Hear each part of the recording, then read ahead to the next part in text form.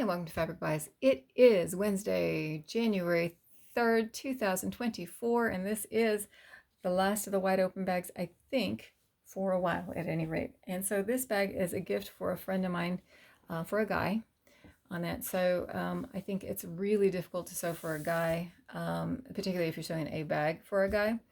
And so I don't know if I was successful, but I'll tell you the attempts that I made.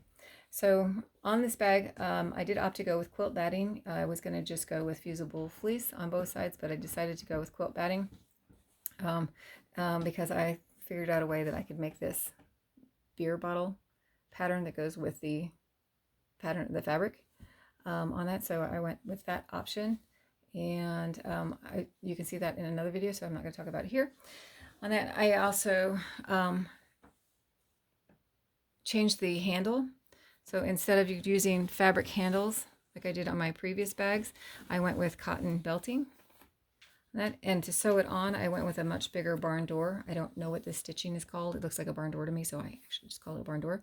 And then I went with a much bigger barn door. I changed the snaps. So on previous bags, I either used Velcro or I used cam snaps. Here, I opted for magnetic snaps because I have them and I needed to use them, and I thought it would be a good option. I wanted the bag to be a little bit more square, a little sharper on the corners. So these bags, you'll notice they are soft. Oops, sorry. So it's a softer corner on here. So I wanted this to have a much sharper look to it, if that's possible in fabric. And so what I did was I sewed, just pinned my fabric together so that I would not catch it, because I did the first time and I had to rip it out. And I sewed from here down to towards the corner on all four corners, and that sharpened it up a bit. So I think that came out a lot more crisp on that. So the other thing that I did, I eliminated the outside pocket on that, but I could not go without putting an interior pocket on it.